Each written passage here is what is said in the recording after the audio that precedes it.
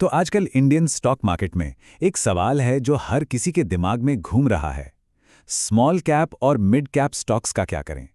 क्या ये एक जबरदस्त मौका है या फिर एक बहुत बड़ा जाल? चलिए आज इसी गुत्थी को सुलझाने की कोशिश करते हैं। देखिए, पिछले कुछ सालों की शानदार रैली के बाद आज हर निवेशक, चाहे नया हो या पुराना, एक दुविधा में खड़ा है। एक तरफ ऊंचे रिटर्न्स का लालच दिखता है और दूसरी तरफ एक बड़े क्रैश का डर मन में बैठा है। तो असली सवाल यही है कि इन स्मॉल कैप्स में आखिर है क्या? एक सुनहरा अवसर या फिर एक धोखा? और ये जो डर है ना, ये बेवजह बिल्कुल नहीं है। अगर हम इतिहास उठाकर देखें तो स्मॉल कैप्स में पीक से बॉटम तक एवरेज करेक्शन बताए कितना रहा है? पूरे 40%।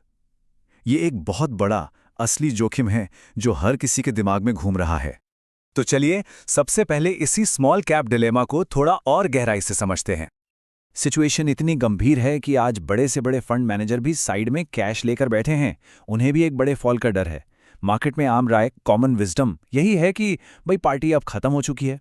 और जब बड़े खिलाड़ी ही इतने सतर्क हों तो सोचिए आम निवेशक के लिए ये कितना कंफ्यूजिंग हो जाता है। लेकिन रुकिए, क्या हो अगर ये पूरी सोच ही गलत हो? क्या हो अगर हम सब एक ही दिशा में देख रहे हों और अवसर कहीं और हो?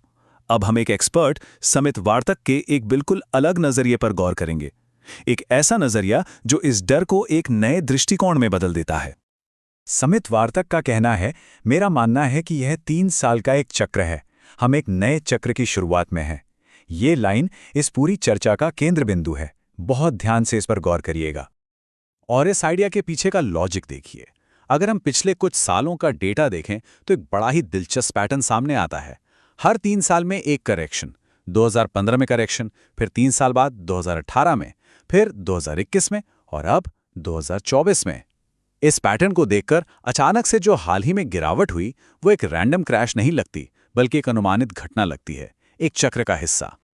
तो इस थीसिस का सबसे जरूरी पॉइंट यही है, जो सितंबर 2024 से मार्च 2025 तक का करेक्शन हमने देखा, वो इस रैली का अंत नहीं था, बल्कि एक चक्र का अंत था। सोचकर देखिए, ये एक साइक्लिकल रीसेट था जो शायद अगले बड़े रन के लिए जमीन तैयार कर रहा है। ठीक है, ऐसी बातें सुनकर अच्छा लगता है, पर दिमाग में 2 बड़े सवाल तो आते हैं। पहला, स्मॉल कैप्स मतलब लो क्वालिटी कंपनियां, और दूसरा, ये तो बहुत ज्यादा महंगे हो चुके हैं। तो चलिए इन दोनों बातों की पड़ताल करते हैं। क्वालिटी और वैल्यूएशन को दोबारा से जांचते हैं। सवाल सीधा है, क्या आज के स्मॉल कैप्स मौलिक रूप से लार्ज कैप से ज्यादा जोखिम भरे और ओवरवैल्यूड नहीं हैं? और ये एक बिल्कुल अहम सवाल है जिसका जवाब मिलना जरूरी है। और यहीं पर पूरी कहानी में एक नया मोड़ आता है। डेटा ये बताता है कि कोविड के बाद आज के स्मॉल कैप्स पहले जैसे नहीं रहे। उनकी मौलिक गुणवत्ता में जमीन आसमान का फर्क आ गया है। देखिए, टॉप 1000 कंपनियों में से 60% से ज्यादा कर्ज मुक्त हैं। उनका रिटर्न ऑन इक्विटी यानी आरओई बेहतर हुआ है। ऑपरेटिंग कैश फ्लो मुनाफे से भी ज्यादा है। साफ शब्दों में कहें तो इनकी बैलेंस शीट आज इतनी मजबूत है जितनी पहले कभी नहीं थी। अब ये आरओई क्या चीज है? आरओई यानी रिटर्न ऑन इक्विटी। इसका सीधा सा मतलब है कि कंपनी अपने शेयर धारकों के पैसे से कितनी कुशलता से मुनाफा कमा रही है। जिसका आरओई जितना ज्यादा, उस कंपनी को उतना बेहतर माना जाता है। तो जब हम कहते हैं कि आरओई 13% से बढ़कर 16% हो गया, तो ये एक बहुत बड़ा पॉजिटिव सिग्नल है कंपनी की क्वालिटी के बारे में। और अगर क्वालिटी बेहतर हुई है तो भविष्य की ग्रोथ का क्या? ये चार्ट देखिए, तस्वीर बिल्कुल साफ हो जाती है।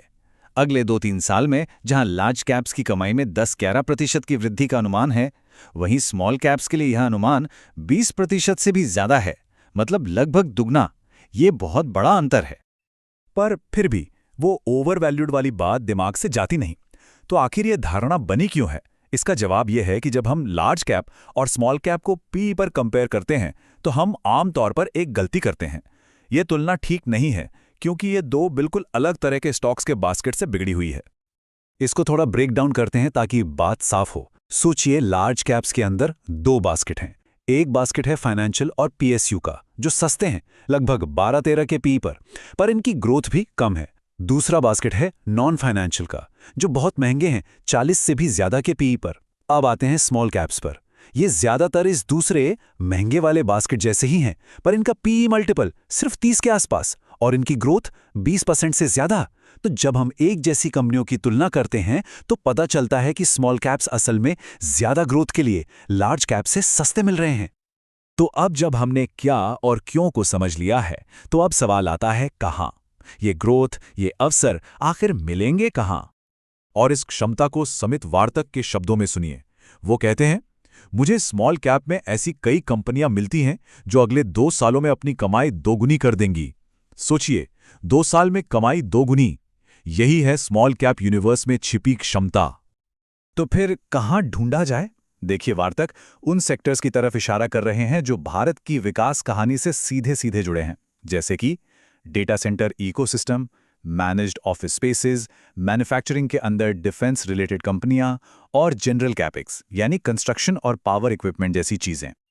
और हां, एक बहुत जरूरी बात, ये दृष्टिकोण मोमेंटम या थीमैटिक इन्वेस्टिंग जैसा नहीं है जहां लोग सिर्फ लोकप्रिय कहानियों के पीछे भागते हैं। नहीं, ये एक bottoms up quality focused approach है। इसमें हर कंपनी के फंडामेंटल्स, उसकी बैलेंस शीट, उसके कैश फ्लो, उसकी कमाई की ग्रोथ, इन सब पर फोकस किया जाता है। ये उस भीड़ का हिस्सा बनने से बिल्कुल अलग है जो अक्सर उच्च मूल्यांकन और कमजोर गुणवत्ता को नजरअंदाज कर देती है। तो इन सारी बातों को जोड़कर अब वक्त है जोखिम को एक नए चश्मे से देखने का। आइए जोखिम पर पुनर्विचार करते हैं। तो स्मॉल कैप निवेश के लिए एक नया ढांचा क्या हो सकता है? नंबर 1, 3 साल के चक्र को समझें। नंबर 2, क्वालिटी को सबसे ऊपर रखें। कर्ज, आरओई, कैश फ्लो सब चेक करें। नंबर 3, वैल्यूएशन की तुलना आमने सामने एक जैसे आधार पे करें। और सबसे महत्वपूर्ण नंबर 4, कमाई की वृद्धि के पीछे जाइए। क्योंकि आखिर में सब कुछ इससे क्लासिक निवेश सिद्धांत पर आ जाता है। कीमत कमाई की गुलाम है। मतलब कीमत हमेशा कमाई की गुलाम होती है। अगर कमाई में ग्रोथ नहीं है तो रिटर्न मिलना नामुमकिन है। लंबे समय में हमेशा फंडामेंटल्स ही जीतते हैं। तो आखिरी सवाल यही है, अगर कीमत हमेशा कमाई को ही फॉलो करती है तो असली जोखिम कहाँ छिपा है? शायद जोखिम स्मॉल कैप के टैग में नहीं है, बल्कि उन मौलिक चालकों को नजरअंदाज करने में है जो असल में मूल्य बनाते हैं।